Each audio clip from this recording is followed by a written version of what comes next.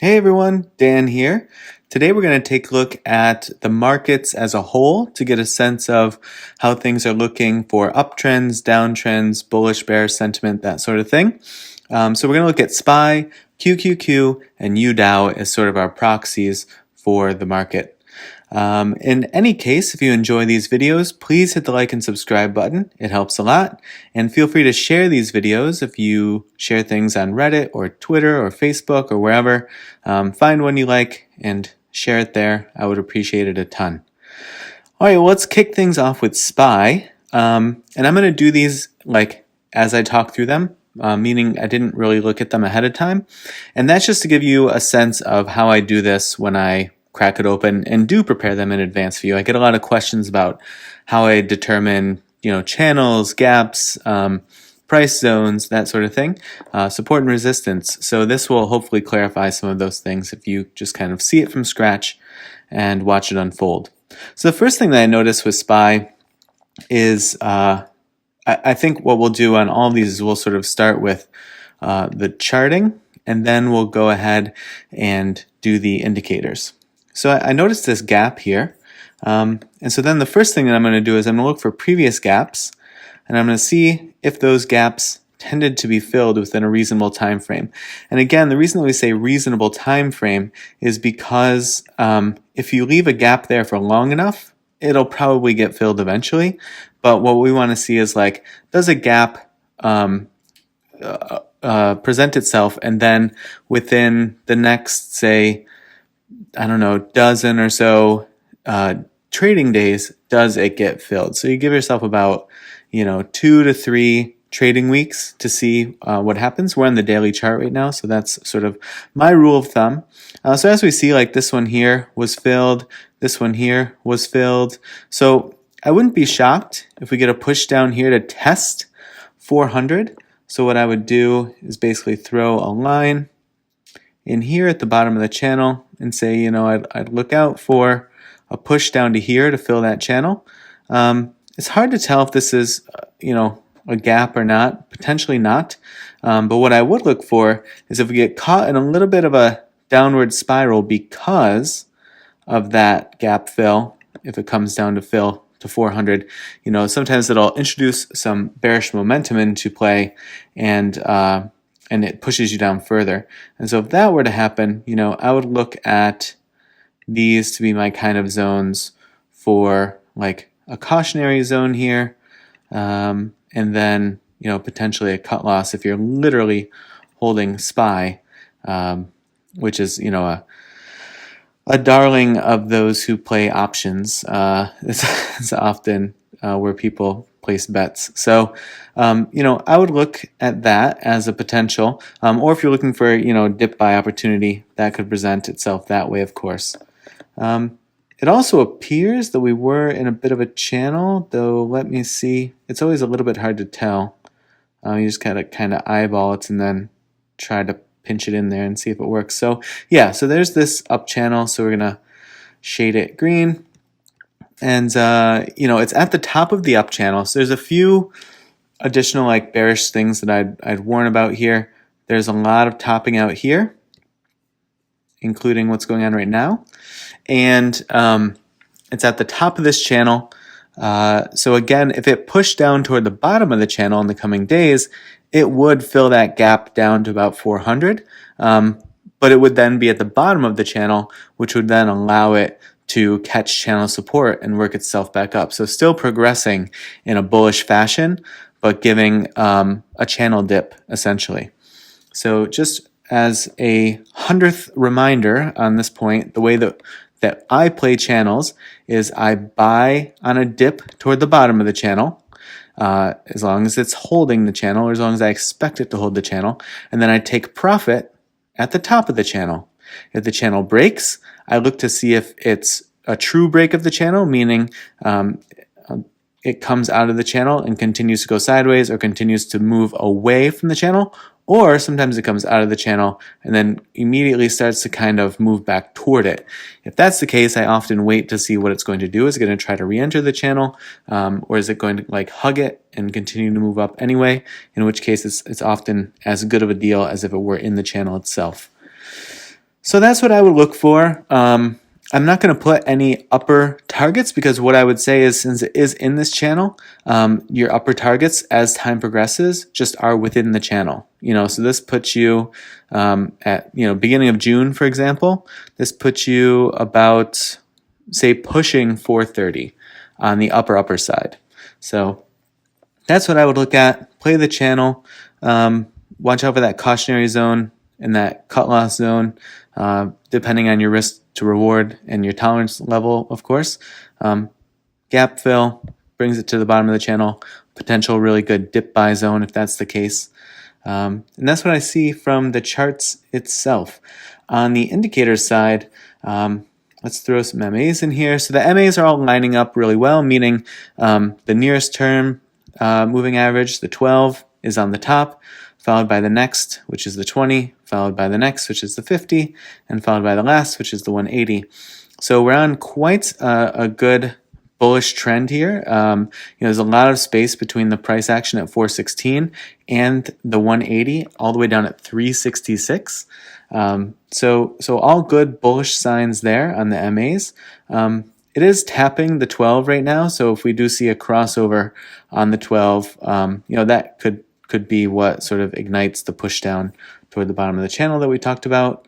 On the MACD, we see there is a crossover that's probably about to happen here, though it could, when something like this happens, I call it kissing. They kiss, and then sometimes they kiss and it still will come back up. It is quite high in the MACD. As you see, it is still gaining momentum though, because if you look back here at the previous high, this was at 6.1. Right now we're up around, I guess, 6.77. So it still is making higher highs. And, on the histogram, you do see that this bullish area was higher than this one. So there is some bullish momentum kind of dying down. That said, the bearish momentum is also kind of dying down. So this isn't totally unexpected, seeing all of this topping out. So it is just sort of like a flattening of the histogram that's occurring to a degree. But we'll see what happens with this crossover, if that sort of like is a bigger push down or if that kind of kisses and jumps back up. On the RSI, this one should be pretty simple. It's very, very high. It's very close to being overbought, I should say. And so since it did make its recent topping out in the overbought territory, it has come down and made some lower highs. So there is sort of a downtrend here on the RSI to keep an eye on. All right, but that's what I see on SPY. Let's flip things over to QQQ. Let's get rid of all of these old drawings and see what's happening today. So as you see here, definitely not as clear of a channel forming. There's no channel at this point. This was a channel, but then it broke. Sometimes I do like to see what would have happened, sort of like if this channel had held, where it would be. Yeah, so it would be toward the bottom of this channel right now would be about 350, call it, something like that, at this point in time. But obviously it fell out, but it did make a nice run back toward the bottom of that channel. So good bullish strength lately. It has started to make some lower highs, so I would be careful of that, obviously. These ones, for example. And then there is sort of like a support level here. So this may be a bit of a flagging out that we'll see come to pass. If we sort of take like this. So sort of see if it continues to get pushed down here, does it hold this support line or does it get pushed off of it? That'll be kind of the question. If it even respects this sort of flagging area. So, on the upper side, definitely look for it to surpass that topping out and establish support at 342.75. Right now it's at this, it's exactly $3 from that, $339.75. And there are a lot of gaps down here, but if we look back, it looks like it does leave a lot of gaps exposed that don't really get closed up in any methodical way. This one included, so I wouldn't worry too much about these gaps that we see here. I wouldn't say that QQQ tends to be a gap filler. There is sort of like, as we see, actually, I'm going to make a weird comparison here, but as we see on Palantir, there is this sort of like longer term support that I would keep an eye on that has captured all of these lows previously. And so I would put that as sort of like, well, it's an uptrend, so I'll put it in green, but it is sort of like a longer term support that comes all the way back here from October of 2020 and has encompassed all of this, all of these dips where it tried to push down. I'm sure folks remember this scare earlier in the year, and that's what that chart was that I deleted when we first clicked over to QQQ. If we do come down further, I would look for catch zones. Here would be a catch zone I'd look for, and then here would be another one. All right, so looking at previous resistance and previous support and resistance for these zones, this may serve well as something like a cut loss if you wanted to. This could be a good cautionary zone. The most important thing I'd look for it to hold as it goes through, it would be a really far drop down if it did this in the coming days, but it would be for it to definitely not break this longer term upward trending support line here in green. On the indicators, so the MAs are a little bit tighter on this one, meaning the 50, it crossed below the 50 here a little while back and then has just relatively recently broken up over the 50. So those are good bullish signs. The real estate between the 12 and the 20 has started to close a little bit, but we'll see how they can keep pace with each other. The real estate from the 50 and the 20 is still growing. And the 180 is way down at 302. So this is a relatively bullish setup on the MAs. On the MACD, you'll see here, similar to SPY, there's a kissing that's happening. The bullish momentum, as far as this run is concerned, has completely died down. That doesn't mean that it can't come rolling back. You saw that here. It was all but ready to turn red, and then it caught this big rush up.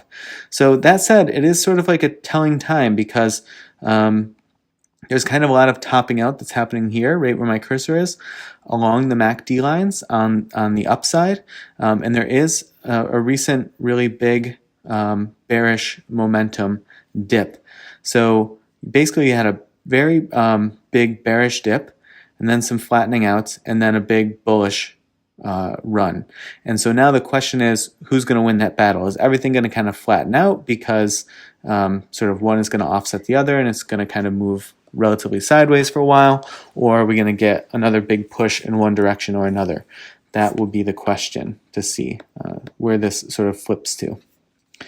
On the RSI, relatively high. It's past the midpoint, 10 points away from being overbought. And let's see where it was down here.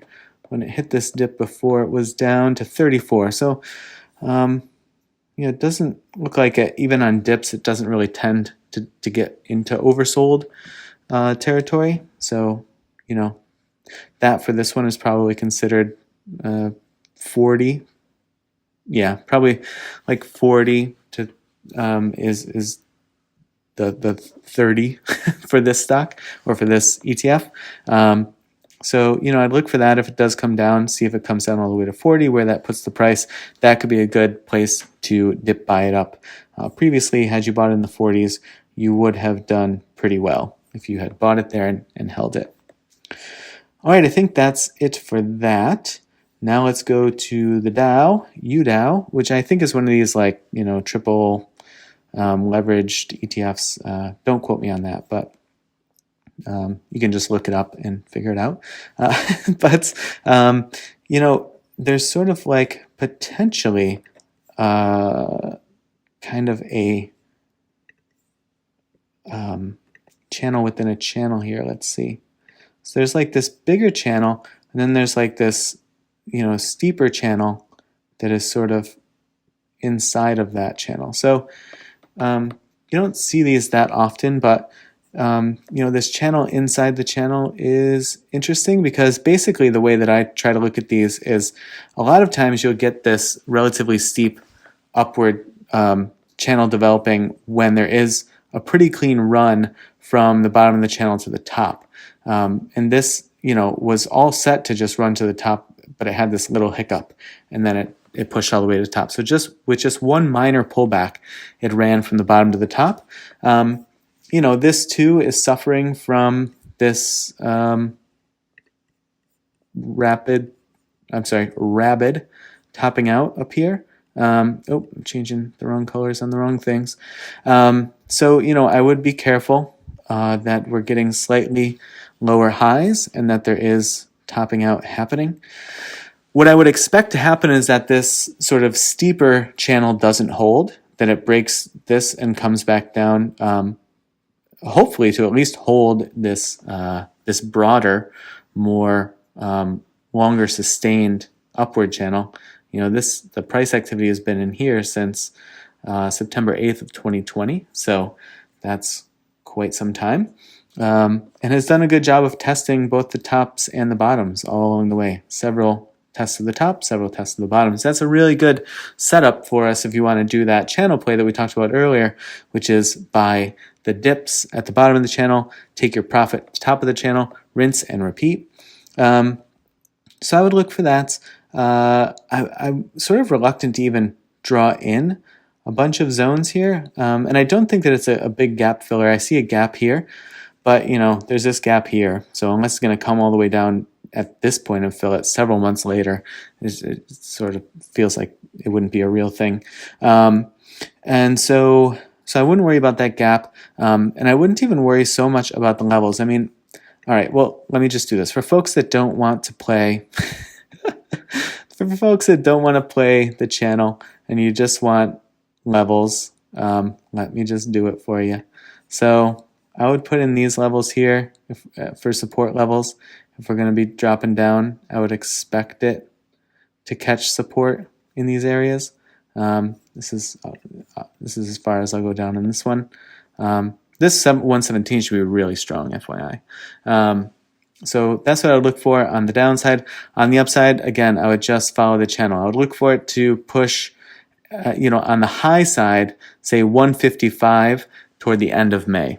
So that's what I would look for if you wanted truly like an upward kind of price target to look at.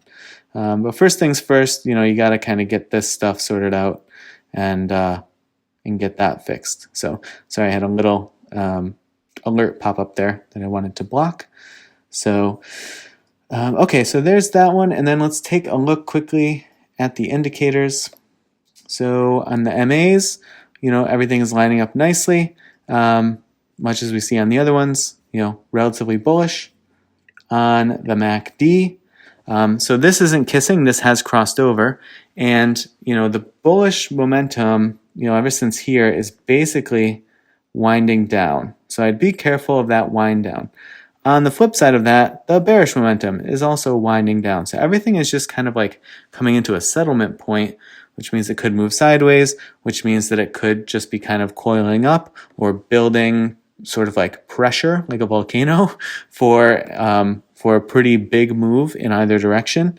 So those are times where you kind of want to wait for an indication of a direction and to hop on it. And I mean, even this crossover, yes, that's slightly bearish, but they're almost moving in parallel with each other. So it's not a steeper crossover like we saw here or like we saw here. Those are steeper crossovers. It could drop and become steep, but as it stands right now, those are kind of like prongs of a fork or something, just kind of parallel with each other. And on the RSI, relatively high, especially for the dying down that we just saw. So this is pretty close to being overbought, considering how much the MACD is flattening out. So I would look for a dip here.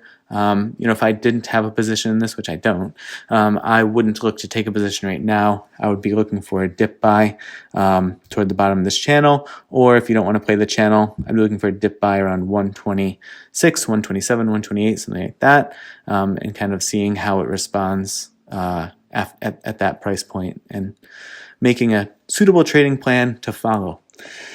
All right, well, hopefully that was helpful with kind of the state of the union as far as the markets go. And I appreciate you all watching. I hope everyone had a good week and has a good weekend and enjoys the trading week ahead. All right, let's wrap it up there, and I will see you in the next video.